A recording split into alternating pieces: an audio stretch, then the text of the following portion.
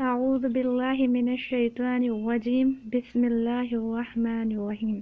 السلام علیکم۔ آج میں آپ کو اللہ تعالیٰ کے صفاتی ناموں میں سے ایک نام المہیمن کے بارے میں بتاؤں گی۔ تعارف: المہیمن اسماء الحسنی میں شامل ایک نام ہے جس کا ذکر اللہ تعالیٰ نے سورۃ الحشر میں فرمایا ہے۔ فرمان اللہ سبحانہ وتعالیٰ ہے، هو اللہ الذی لا الہ الا هو المالک القدوس السلام المؤمن المہیمن العزیز الجبار المتکبر سبحان اللہ عما یشرکون۔ ترجمہ: وہی ہے اللہ جس کے سوا کوئی معبود نہیں، بادشاہ نہایت پاک، سلامتی دینے والا، امان بخشنے والا، حفاظت فرمانے والا، عزت والا، عظمت والا، بڑائی والا۔ اللہ کو پاکی ہے ان کے شرک سے۔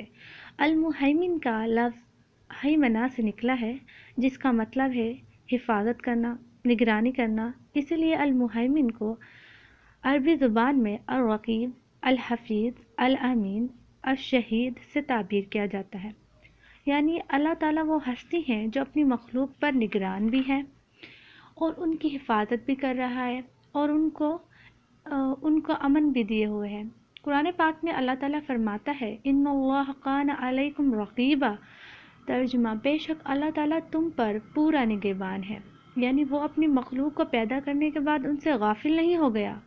اللہ ان کی پوری حفاظت بھی کر رہا ہے اور ان کو امن بھی دیے ہوئے ہیں کہ وہ اپنی زندگی میں جس مقصد کے لیے پیدا کیے گئے ہیں وہ مقصد پورا کر سکیں، اور پھر وہ جو کچھ بھی کر رہے ہیں اس کی نگرانی بھی کر رہا ہے۔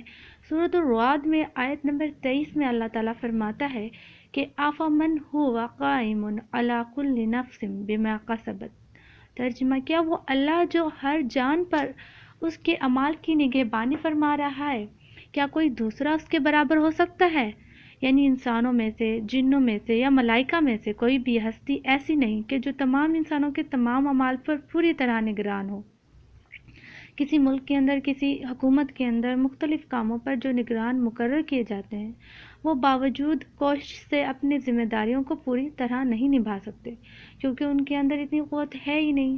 جبکہ وہ اللہ جسے اونگ آتی ہے نہ نیند، وہ بندوں کے افعال سے پوری طرح باخبر ہے۔ اسی طرح وہ تمام انسانوں کے ظاہر اور باطن سے بھی آگاہ ہے۔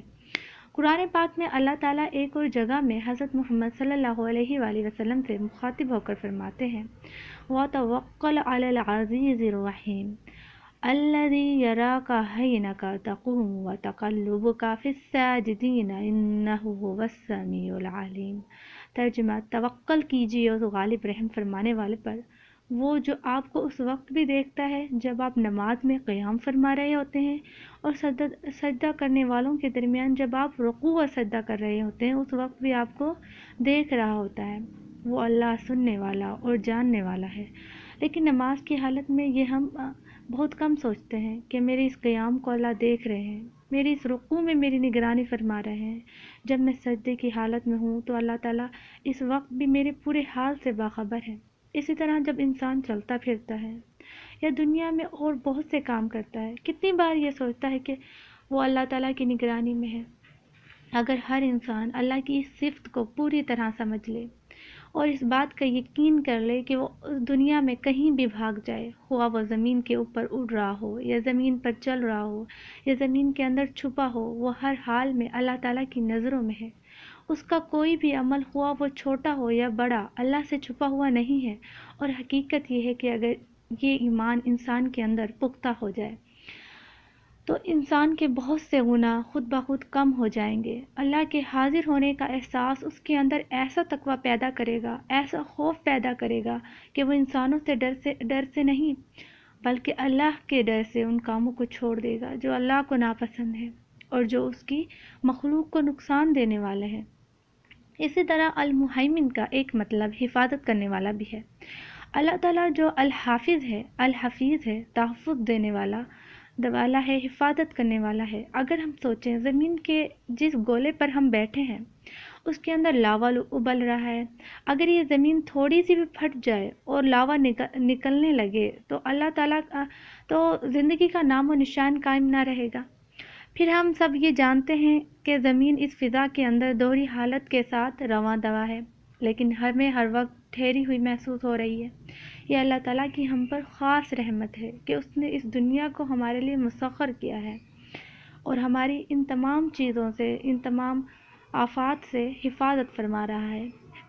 پھر المہیمن کا ایک مطلب امن دینے والا بھی ہے اور ظالم کو مہلت دینے والا بھی ہے۔ جہاں اللہ تعالیٰ اپنے بندوں کی حفاظت فرماتا ہے، وہاں انہیں ایسے مواقع بھی دیتا ہے جس سے وہ امن و سکون سے رہ سکیں۔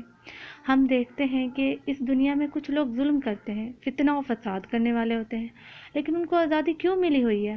اس کی وجہ یہ ہے کہ وہ بھی اللہ کے بندے ہیں۔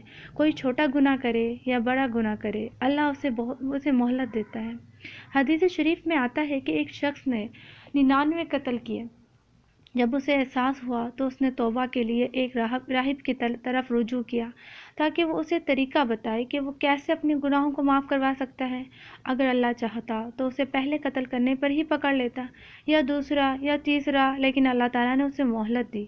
بالآخر اسے احساس ہوا اور وہ تائب توبہ ہوا، اور آخر میں رحمت کے فرشتے نے اس کی جان لی۔